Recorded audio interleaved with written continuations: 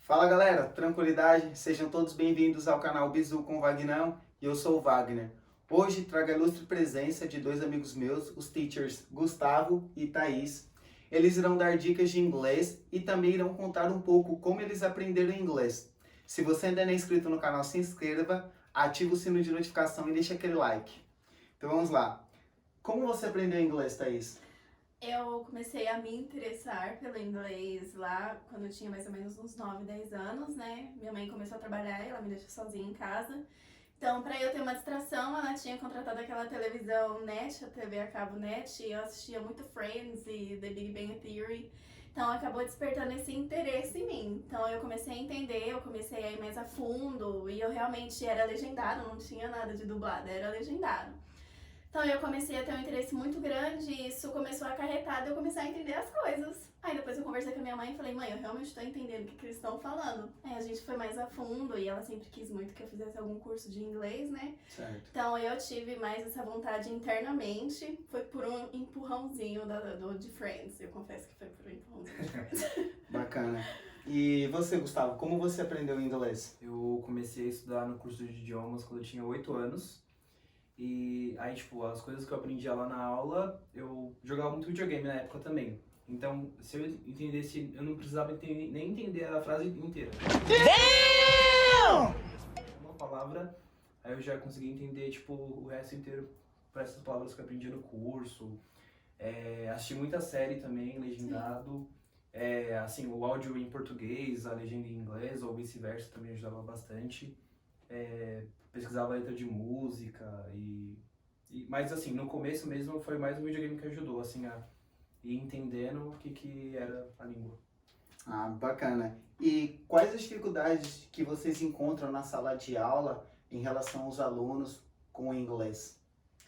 Pra mim, eu acho que a confiança Sim. neles mesmo, entendeu? Porque a maioria sabe, eles sabem, só que eles não sentem confiança neles mesmos pra colocar isso pra fora, entendeu? Eles entendem, a maioria dos meus alunos que saem, eles acabam falando, ai, teacher, eu realmente entendi, eu consegui. Então, tipo, é só ter confiança em você mesmo. Pra mim, esse é um dos maiores problemas que eu encontro em sala de aula. E você, Gustavo, quais as dificuldades que você encontra, sendo que hoje muita gente acha que aprender inglês se torna difícil, né? E o que você costuma ver de dificuldade em relação aos alunos com o aprendizado em relação ao inglês? Que nem a Thaís bem mencionou, né? Tem essa questão da confiança, né? O medo de errar, parece que eles têm uma pressão dentro deles que, eu tô aqui no curso, eu tenho que saber tudo. Não, eles estão exatamente lá para aprender. Então, muito medo de, por exemplo, errar e aí o outro aluno zoar e tudo mais. Então, acho que o nosso trabalho, assim, é meio que fazer algumas atividades que eles tenham confiança para ir falando e praticando, aprendendo com os erros, que é o principal, e ter essa mentalidade, né? Que não tem problema errar, que ele está lá para errar e aprender.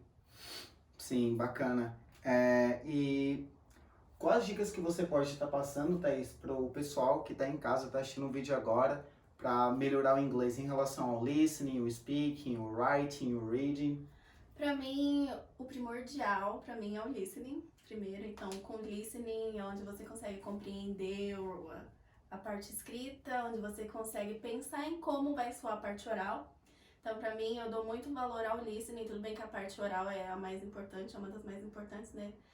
Mas o listening, ele é muito importante, porque você consegue aprender por músicas, você consegue aprender assistindo séries, então... Você tá lá lavando louça e você tá escutando uma música e tá entendendo o que eles estão falando, você tá dirigindo um carro e tá escutando a música também, assistindo série, então o listening ele é muito bom. Se focar assim, quando você estiver no ônibus, no fonezinho, entender o que eles estão falando. Bacana. E você, Gustavo? Quais são as dicas que você pode passar para o pessoal melhorar o inglês? Eu acho que a pessoa tem que procurar uma forma que ela ache mais adequada para ela. Então, pode ser lendo um livro em inglês, pode ser ouvindo música e pesquisando a letra, assistindo séries legendadas, jogando videogame, como eu fazia também. Tem que ser uma coisa que seja prazerosa para a pessoa, né? Mas essas 4 coisas que eu falei, eu acho que são coisas que, tipo, agregam, né? para a pessoa adquirir o conhecimento, mas acho que assim, para a pessoa adquirir fluência mesmo, acho que, sei lá, tem que ser uma experiência que a pessoa esteja lá praticando, aí seja no curso, seja em uma viagem ao exterior. Ou... Muita força de vontade, né? Tem que ter É. força de vontade, porque você não vai aprender o inglês em um mês. Não é assim que funciona, né? Então você tem que ter força de vontade, foco, que sempre dá certo. É, basicamente isso. Sim, para mim a maior dificuldade que eu encontrava na sala de aula em relação aos alunos quando eu estava dando aula no CCA é que os alunos às vezes eles não acreditam no potencial deles, então eles chegam na sala de aula e às vezes eles acabam tendo uma pressão de se cobrar, pô, eu preciso falar inglês e o inglês tem que se tornar uma forma prazerosa de aprendizagem. Então, dou um exemplo como eu aprendi inglês. Quando eu cheguei no cursinho eu não sabia nada, tipo, nem the books on the table. Algumas palavras isoladas, como tipo blue, é azul. Até lembro o episódio do Chaves, né, que o professor Girafales fala assim, Chaves, como é azul em inglês? Blue e azul marinho, blue marinho. Era tipo assim. E depois eu comecei a perceber que, além de o que vocês falaram, ratificando, né, a dedicação, acreditar em si mesmos, o importante também, galera, é que o professor, o teacher, ele tá do lado de vocês. Então, não fiquem achando que a gente está jogando contra vocês. A gente está no mesmo time. O nosso intuito é que vocês aprendam inglês. E muita gente, às vezes, confunde fluência, né? Ah, pô, como eu consigo ser fluente, né? Então, basicamente, para mim, eu vou até perguntar a opinião dos meus colegas aqui, eu acredito que a fluência é o quê? Não é você falar como nativo. Ah, vou falar como um americano fala, vou falar como um britânico fala, um australiano, um canadense. É você conseguir se comunicar com outras pessoas, ser compreendido e diversos assuntos você conseguir ter um diálogo em inglês. Não necessariamente que você precisa ser um expert na área. Por exemplo, eu não preciso ser um expert na área de TI, saber o que é um software, mas se for em relação a coisa básica, assim, pô, como é computador em inglês, computer, como é um teclado, alguma coisa do tipo assim, você tem que saber. Eu acho que isso é o primordial e, acima de tudo, a língua inglesa ela serve para se comunicar com outras pessoas, conhecer um pouco mais sobre outras culturas. Eu acho que isso que é o legal da interação, né? Fazer novas amizades através do inglês. E o que vocês acham em relação a isso, Thaís? Eu acho que o que você falou é muito, muito verdadeiro, porque eles acham que é ser fluente. E não, como na escola é dividido em PECs, né? A gente tenta colocar isso na Níveis, cabeça né? deles. Então, assim, os alunos estão no PEC 5, intermediário, eles colocam na cabeça deles que eles não sabem falar inglês. Sendo que a aula toda é em inglês, como que eles não conseguem falar inglês? Como que a gente pergunta e eles respondem? Como que a gente está fazendo a dinâmica e eles estão compreendendo?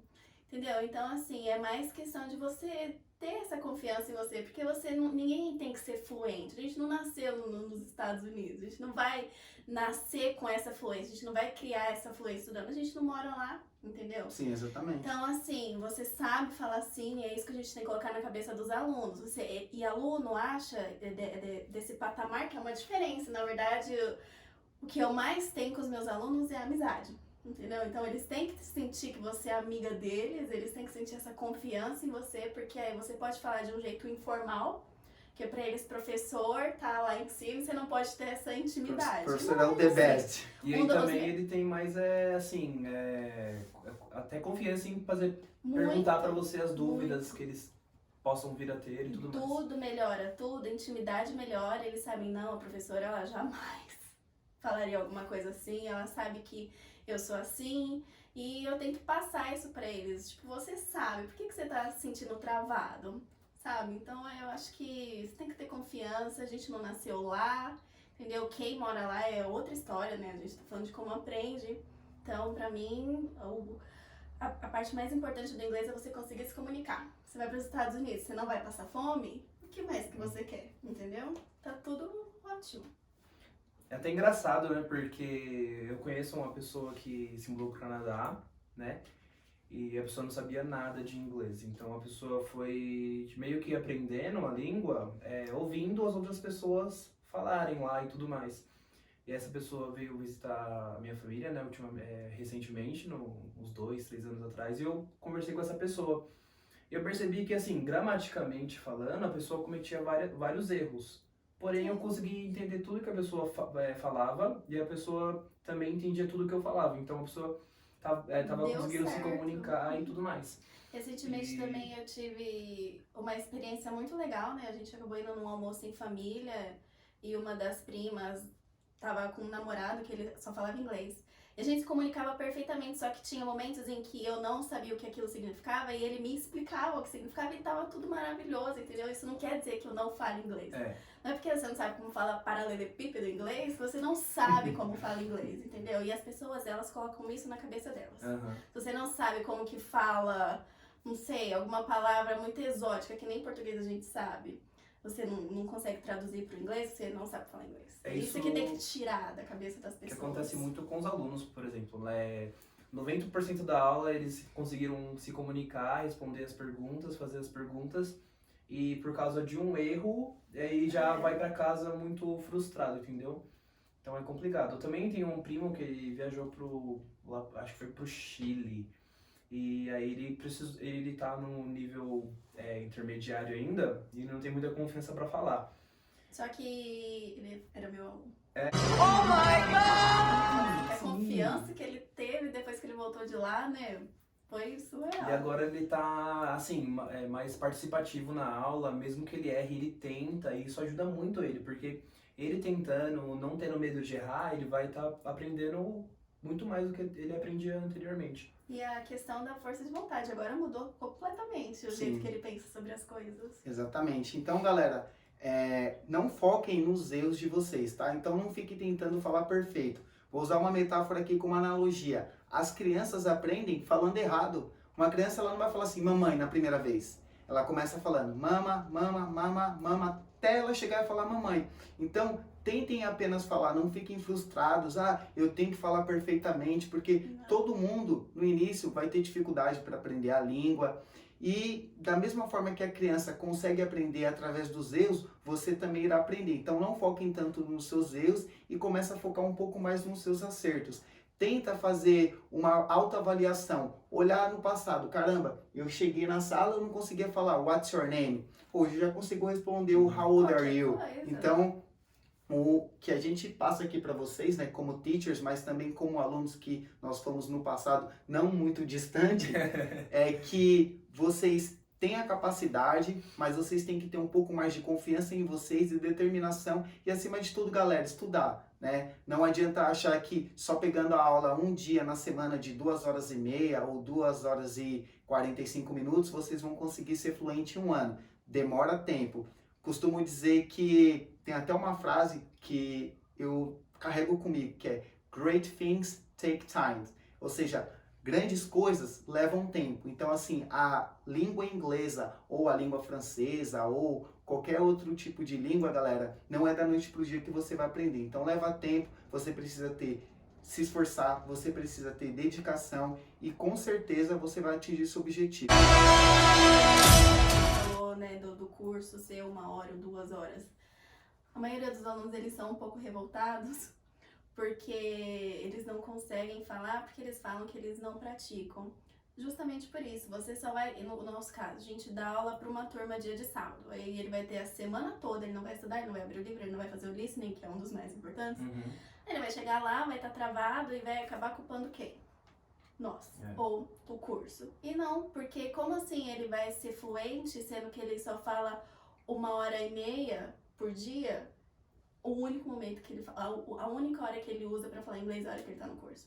Aí a semana toda ele não faz nada, quer chegar lá e fica, ai teacher, eu não sei nada, não tá ajudando, não tá isso. Então tem que praticar. Você vai passar uma semana sem fazer nada, lê, escreve, pensa em inglês, faz tudo que ajudar, porque essa 1h15 ela vai se tornar maior se você fizer isso. Eu acredito que o curso tá lá para meio que dar uma base, né, pros alunos, tanto gramatical ou de vocabulário e tudo mais. Uma vivência, uma certa vivência também, experiência, mas também tem muito do aluno, né, de continuar praticando isso que ele aprendeu ou coisas novas. Em casa, né? Fazendo essas coisas que a gente indicou aqui, como série, música, livro, videogame, entre outras. E a coisa mais fácil do mundo, eles falam, eu não tenho com quem conversar. Gente, o que são os professores? sabe? Tipo assim, quem são os professores? Por que ele não vai com um aluno que já tá ao nível mais avançado? Entendeu? Então tem sim como praticar. Você tem jeitos ali de aonde saber quem fala inglês, então tem como praticar sim. Não tem que usar essa desculpa, eu não sei onde eu falo. Tem muitos lugares onde você pode falar.